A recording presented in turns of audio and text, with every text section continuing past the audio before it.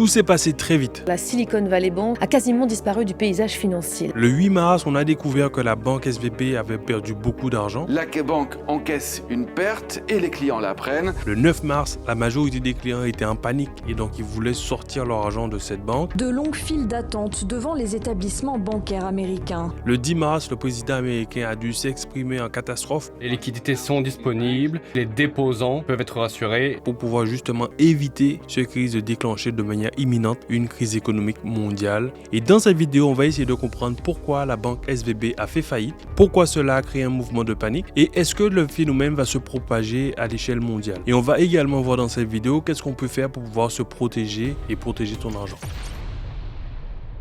La SVB, la Silicon Valley Bank, était la 6e plus grosse banque des États-Unis avec 209 milliards d'actifs gérés fin 2022. Autant te dire que c'est pas la petite banque du coin. Et si le grand public ne connaît pas cette banque, c'est tout simplement parce que c'est une banque qui est spécialisée dans le domaine des startups. Et parmi ses clients, on pouvait compter notamment BlaBlaCar, Shopify, je crois, et puis même Lydia. Mais tout ça pour te dire que c'était pas une petite banque, c'était vraiment un big mastodonte qui est tombé en fait. Et maintenant, la question qu'on peut se poser, c'est pourquoi une si grosse banque a pu faire faillite. Alors pour comprendre pourquoi la banque a fait faillite, je vais essayer de t'expliquer un petit peu le système bancaire pour que tu comprennes un peu le mécanisme qui se passe derrière. Alors pour faire simple, si je suis une banque, tu déposes 1000 euros chez moi, moi je garde 100 euros dans la banque et je peux les prêter 900 euros à d'autres banques qui elles-mêmes pourront prêter 90% de ce montant-là à d'autres banques qui elles-mêmes pourront encore prêter 90% de ce montant à d'autres banques, ainsi de suite. Et ce système qui consiste à permettre aux banques de garder qu'une petite partie du montant déposé par le client dans la banque, mais elle leur permet justement d'utiliser le superflu qui est déposé par les clients pour pouvoir investir dans d'autres actifs, peut-être les prêter à d'autres clients, les prêter à d'autres banques et justement récupérer de l'intérêt. Alors ce système effectivement est un système qui fonctionne bien pour la banque parce que ça leur permet de gagner de l'argent, mais c'est un système qui est un peu risqué parce que ça peut générer une sorte d'instabilité financière en cas de crise bancaire comme celle-ci.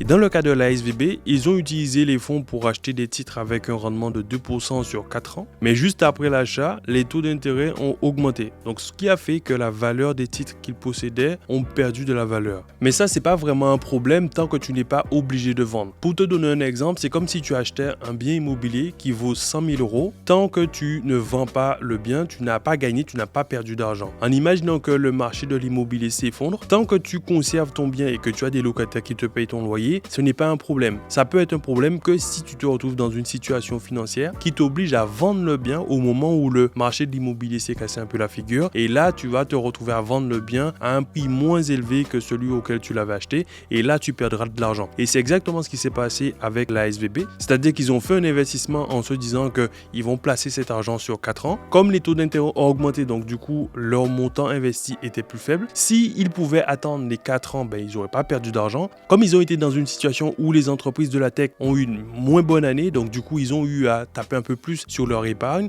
donc ce qui fait qu'à un certain moment la SVB s'est retrouvée sans trésorerie. Ils ont dû aller rechercher effectivement les fonds qu'ils avaient placés sur les différents fonds pour pouvoir permettre aux clients de sortir leur argent. Et comme ils ont dû revendre les parts qu'ils avaient achetées, donc du coup à ce moment-là ils se sont retrouvés avec un montant beaucoup plus important. C'est comme si en gros ils avaient acheté pour 100 euros et à la fin ils se sont retrouvés peut-être avec 70, 60 euros. Et du coup une fois que cette information est sortie, mais tout le monde s'est rendu compte qu'en fait là ils n'ont pas les fonds pour pouvoir rembourser, ils ont perdu beaucoup d'argent. Du coup il y a un phénomène en cascade qui se produit, c'est que tout le monde se dit oh là là, ils ont perdu de l'argent, donc on va sortir notre argent. Et plus les gens vont sortir leur argent, plus la banque sera en difficulté, plus elle sera obligée d'aller racheter encore des fonds qu'elle avait achetés, qu'elle était censée garder sur une longue période, et plus ça va générer un phénomène en cascade qui va vraiment la faire couler. Et là c'est un phénomène de panique qui va se produire, c'est que tout le monde va vouloir sortir son argent, un peu comme ce qui s'est passé en Grèce il y a quelques années où tout le monde veut sortir son argent et là justement soit la banque est obligée de bloquer les fonds ou de plafonner les montants que chaque client peut sortir parce que sinon ça va vraiment la faire couler dans les 24-48 heures. L'erreur qu'on pourrait faire aujourd'hui, c'est de se dire, bon, c'est un problème qui s'est passé aux États-Unis, ça n'a rien à voir avec nous. En gros, on n'est pas vraiment concerné par le sujet. Et là, ça se serait complètement faux de penser comme ça, parce que le fait justement que la SVB puisse être en faillite aujourd'hui, a un gros risque sur tout le système bancaire. Parce qu'en fait, s'il y a une banque qui fait faillite, en fait, ce qui peut se passer, c'est que les gens perdent confiance dans le système bancaire. Et si les gens n'ont plus confiance dans le système bancaire, c'est tout le système qui s'effondre. Pour te donner un exemple, aujourd'hui, quand tu vas chez le boulanger, tu vas acheter acheter une baguette de pain, tu lui donnes un bout de papier. Lui, ce qui fait qu'il te donne son pain en échange de ce bout de papier ou cette pièce de métal, c'est parce qu'il a confiance en ce système. Il sait qu'avec cet élément que tu lui as donné, il va pouvoir racheter quelque chose, il va pouvoir payer ses charges, il va pouvoir payer d'autres éléments. Il sait qu'il y a vraiment un échange de valeur qui s'est produit. En gros, le bout de papier que tu donnes à ton boulanger quand tu achètes ton pain n'a pas vraiment de valeur. Ce qui a de la valeur, c'est la confiance qu'on a tous dans le fait de se dire, ok, ce bout de papier a telle valeur. Mais le jour où on perd tous confiance dans ce bout de papier, en fait, tout le système économique s'effondre.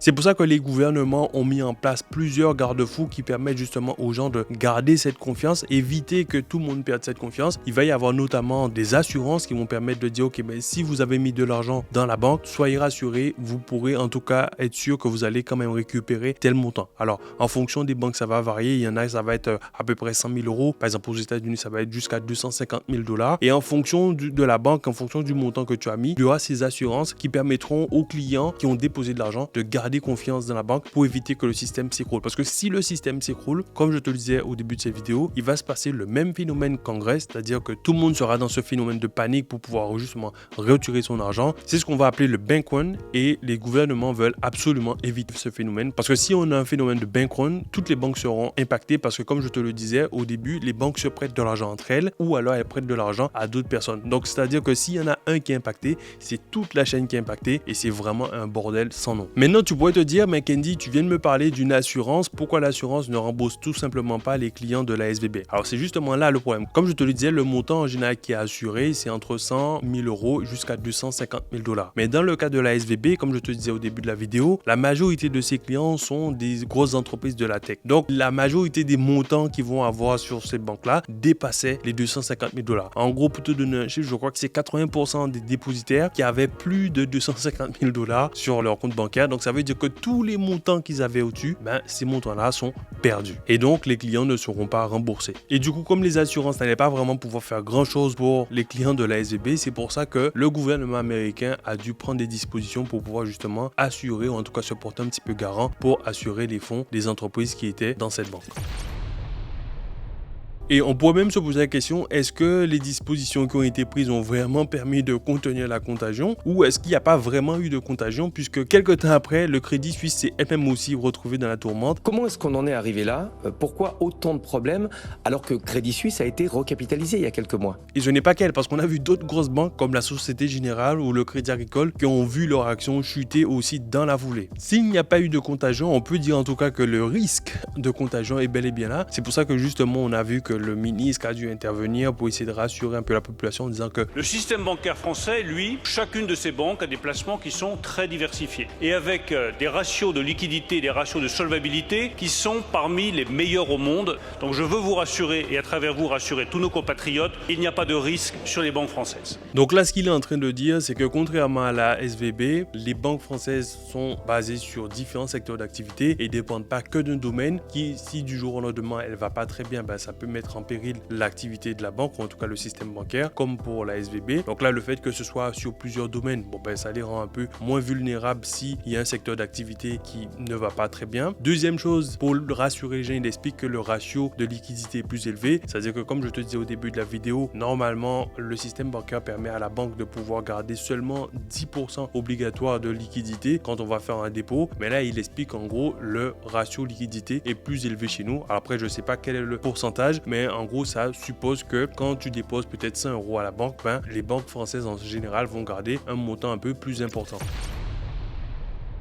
Mais la vraie question à se poser maintenant, c'est quelles conséquences pour toi en tant qu'investisseur? Alors là maintenant, c'est sûr que les banques vont se mettre en mode défensif puisque là, il y a une grosse tempête qui est en train de souffler. Donc maintenant, c'est vrai que ça va être un peu plus délicat pour pouvoir obtenir des financements puisque la banque justement va avoir des taux qui seront beaucoup plus importants. En gros, ce que ça veut dire, c'est que pendant quelques temps là, ils vont resserrer un petit peu les vis et c'est seulement les bons profils qui pourront obtenir un financement pour leur projet malheureusement. Mais la bonne nouvelle dans l'histoire, c'est que s'il y a moins de gens qui peuvent se faire financer, ben forcément les prix de l'immobilier vont devoir diminuer. Et si les prix de l'immobilier diminuent, ben pour ceux qui peuvent se faire financer, ben ils pourront faire des opérations beaucoup plus intéressantes puisque justement les gens seront obligés entre guillemets de brader leurs biens pour pouvoir les vendre. Et en gros, ceux qui ont la possibilité d'investir, ben eux ils pourront faire des bonnes opérations. Mais qu'est-ce qu'on peut vraiment retenir de cette situation? Alors moi, ce que je retiens, c'est que cette phrase qui disait too big to fail, c'est-à-dire qu'en gros on se dit ok, ben cette entreprise est trop grosse pour faire faillite, ben c'est plus le cas. Ça c'est plus vrai. Aujourd'hui, même des grosses sociétés font faillite. On a eu le cas là avec la SVB, on a eu d'autres grosses structures qui sont tombées, notamment comme FTX. Donc les raisons pour lesquelles elles tombent sont plus ou moins différentes, mais en tout cas aujourd'hui ce qu'il faut se dire, c'est que ce n'est plus le cas. On peut plus se dire ok, cette société est trop grosse pour tomber, parce qu'elles peuvent toutes tomber entre guillemets.